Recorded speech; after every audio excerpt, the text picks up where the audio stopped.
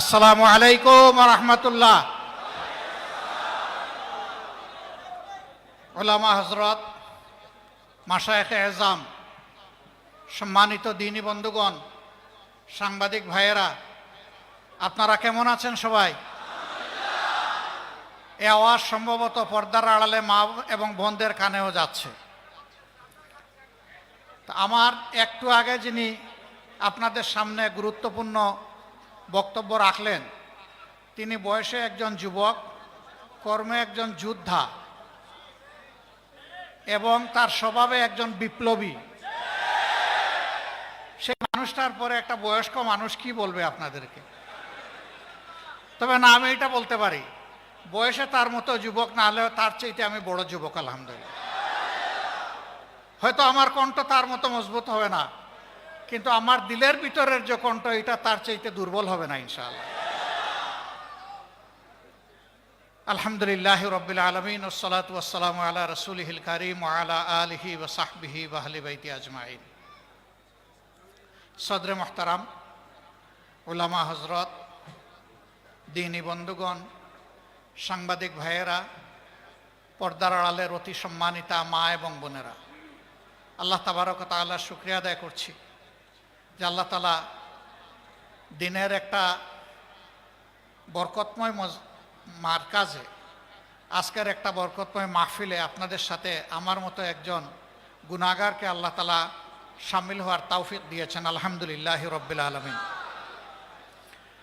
আমার সম্মানিত ভাই যে বক্তব্য রেখেছেন, আমার বক্তব্য ওঠাই, এর বাইরে তেমন কিছু নেই। কারণ কোরআনে আল্লাহ তাআলাও এক, নবীও আমাদের এক, পথও আমাদের একটা, এবং সবাইকে গিয়ে আল্লাহ দরবারে দাঁড়াতে হবে। তারপরে একটা ঠিকানা যেটা পাই, ওটাও আমাদের সকলের কমন চাওয়া, আল্লাহর জান্নাত। কাজেই কথার কোনো ভিন্নতা এখানে থাকবে না ইনশাআল্লাহ। এই বাংলাদেশ আমাদের প্রিয় জন্মভূমি, আল্লাহ তাআলার দান। পৃথিবীর কিছু দেশ আল্লাহ তাআলা আমাকে ঘুরানোর তৌফিক দিয়েছেন। এমন বরকতময় দেশ পৃথিবীতে খুব কমই আছে, যে দেশের মাটির উপর সবুজ, মাটির নিচে অফুরন্ত খনিজ সম্পদ এবং অন্যান্য মূল্যবান সম্পদ, পানিতে সম্পদে ভরা, পানির নিচে সম্পদে ভরা। শুধু একটা সম্পদের অভাবে আমাদের দেশ হামাগুড়ি খাচ্ছে। সেই সম্পদটা হলো অতীতে যারা দেশ শাসন করেছেন তাদের চারিত্রিক সম্পদের অভাব।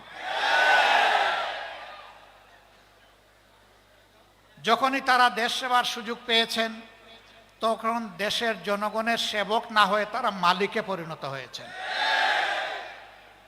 আলহামদুলিল্লাহ, ইতিহাসের এক যুগ সন্ধিক্ষণে আজকে বাংলাদেশ। আগামীতে নির্বাচন হবে, আমি নির্বাচন নিয়ে বেশি কথা বলব না। আমি আল্লাহ তাআলার কালামের একটা অংশ আপনাদেরকে স্মরণ করিয়ে সালাম দিয়ে বিদায় নিব ইনশাআল্লাহ। আল্লাহ রাব্বুল আলামিন কালামে হাকিম ধীরে ধীরে নাজিল করেছেন তার নবীর উপরে। সর্বশেষ আয়াতটি নাজিল হয়েছে হিজ্জাতুল বিদায় আইয়ামে তাশরিকের সময় মিনার ময়দানে। সেই আয়াতের একটা গুরুত্বপূর্ণ অংশ, সারাটা না। আউযু বিল্লাহি মিনাশ শাইতানির রাজিম। আল ইয়াওমা আকমালতু লাকুম দীনাকুম ওয়া আতমামতু আলাইকুম নি'মাতি ওয়া রাদিতু লাকুমুল ইসলাম দীনা। সাদাকাল্লাহুল মাওলানাল আযীম। আল্লাহ তাআলা তার নবীর মাধ্যমে বিশ্ববাসীকে বলে দিলেন যে আজকের এই দিনে তোমাদের জন্য আমি তোমাদের সংবিধান, জীবন চলার পাথেয় দিন আমি পরিপূর্ণ করে দিলাম। বলেন সুবহানাল্লাহ। ওয়া আতমামতু আলাইকুম নি'মাতি, আর আমি স্রষ্টা প্রভুর পক্ষ থেকে তোমাদের জন্য যত নিয়ামত, এই নিয়ামতের এইটাকেই জুরিয়া বানাই দিলাম। এর বাইরে কোনো নিয়ামত তালাশ করলে কোথাও পাওয়া যাবে না।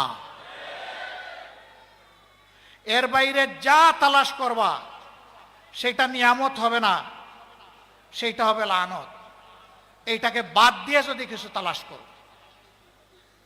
ওয়া রাদিতু লাকুমুল ইসলাম দীনা।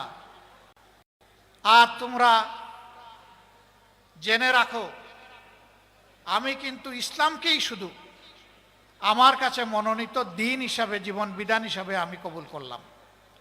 বাকি যেগুলো আছে ফামান ইয়কবালু মিনহা, একটাও কবুল করা হবে না। সব রিজেক্টেড, পচা মাল, সব পচা মাল।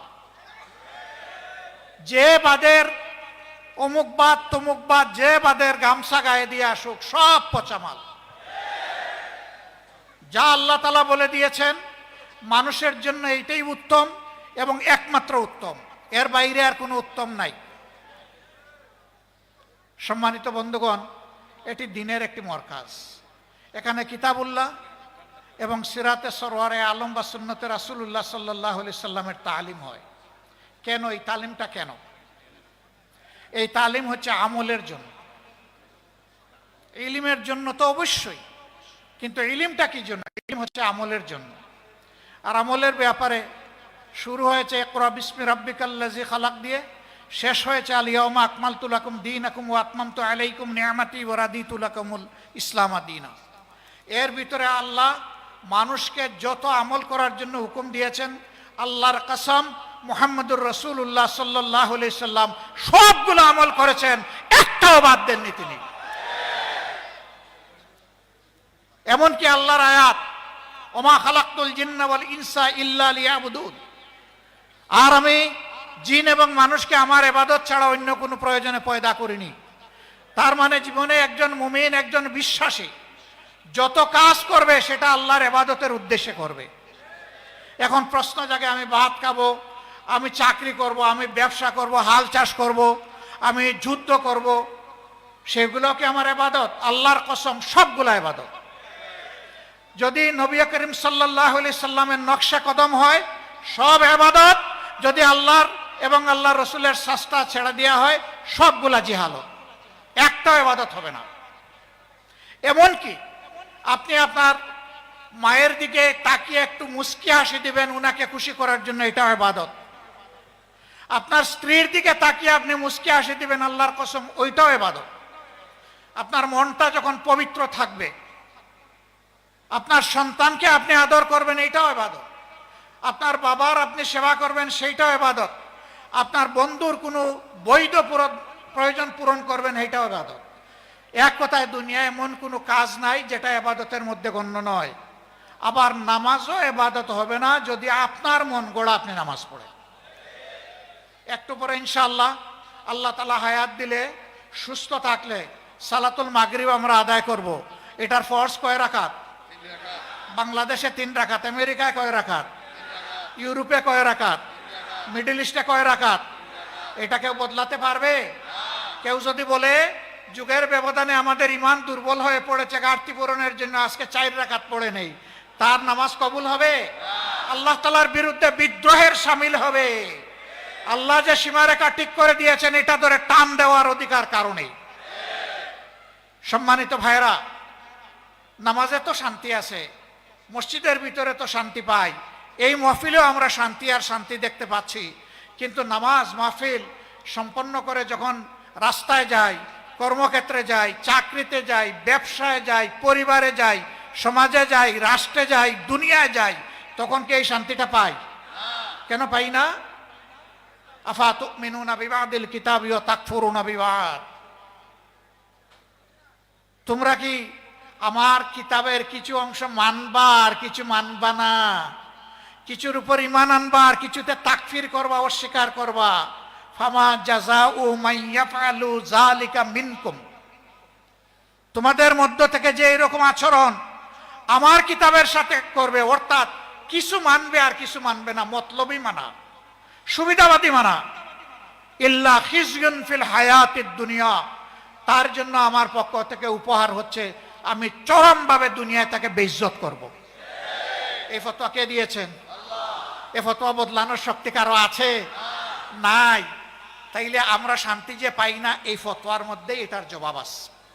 জীবনের দিনগুলা ফেলে এসেছি, বৎসরগুলা ফেলে এসেছি, আর কয়টা দিন আর শ্বাস পাবো কেউ জানি না। মানব সন্তানের হায়াত 2 সেকেন্ডের মতো। একটা শ্বাস তুলে ওই তুলা শ্বাসটা ফেলতে সে বাধ্য, কিন্তু ফেলে দেওয়া শ্বাস তার আর উঠবে, ওটার কোনো হিসাব নেই। আর ওই যে তুলা শ্বাসটার সময় হচ্ছে মাত্র 2 সেকেন্ড। এইটাই রে ভাই আপনার আমার হায়াত। কোন ভরসায় আগামী দিন ভালো কাজ করবো, আজকে যেমন তেমন হয়ে যাক, এই নিয়ত করার কোনো সুযোগ নেই। তাহলে জীবনে এখন যদি চিন্তা করি কি করেছি, আমরা কি সব সময় হকের পক্ষে ছিলাম? আমরা কি কোরআনের পক্ষে ছিলাম? কোরআনের আইন কায়েমের আওয়াজ যখন এসেছে আমরা কি লাব্বাইক বলে সাড়া দিয়েছি?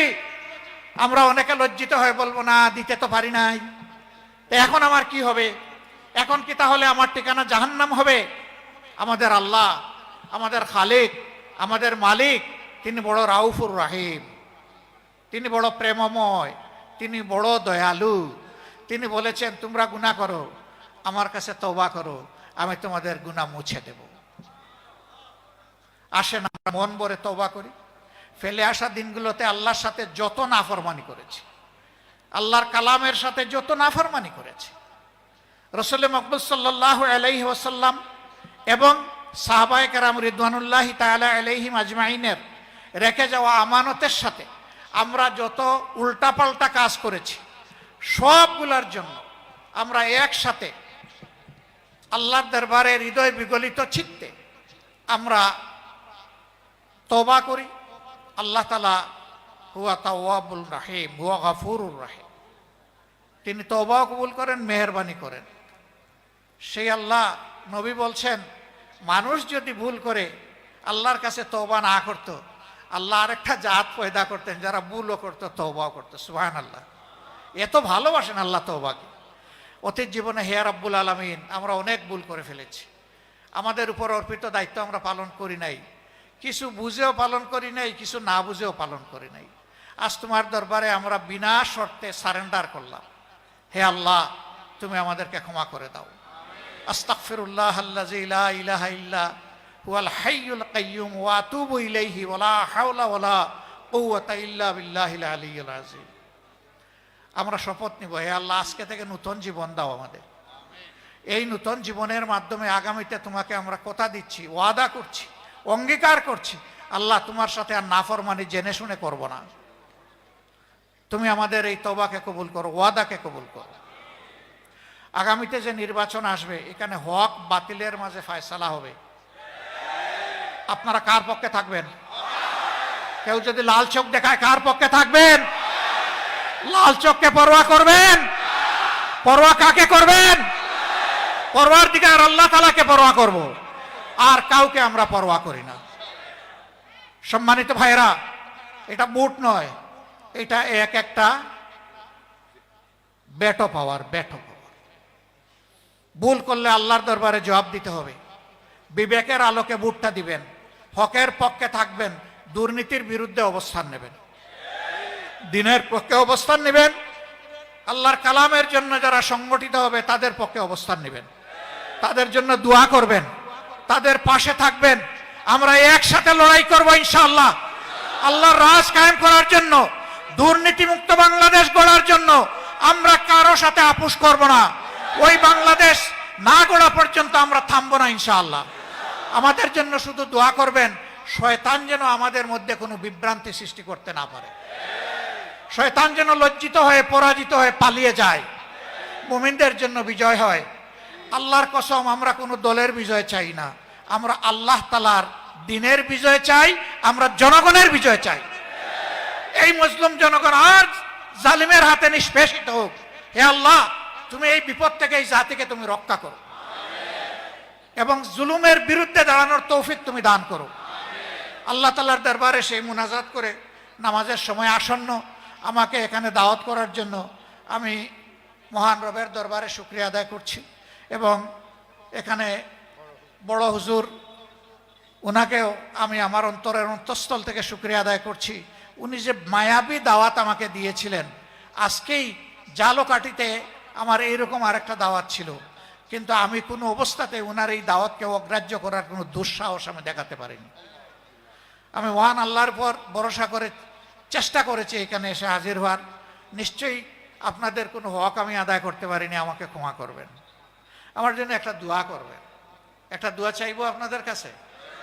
আমি আল্লাহর জন্য, আল্লাহর দ্বীনের জন্য রক্তমাখা চাদর নিয়ে শহীদ হয়ে আল্লাহর দরবারে হাজির রাখতে চাই। জীবন তো একটা, জীবন তো দুইটা পাবো না, আর এই মৌত হচ্ছে সবচেয়ে লোভনীয় মৌত। এই রক্তের চাদর গায়ে দিয়ে ইয়ামুত তাগাবুনে, হার জিতের দিনে মহান রবের দরবারে দাঁড়াতে চাই। একটুখানি দোয়া করবেন আপনারা? ইনশাআল্লাহ এটা বড় দুর্বল হয়ে গেল। জাযাকুমুল্লাহু খায়রান, বারাকাল্লাহু ফি হায়াতিকুম। আসসালামু আলাইকুম ওয়া রাহমাতুল্লাহি ওয়া বারাকাতুহু।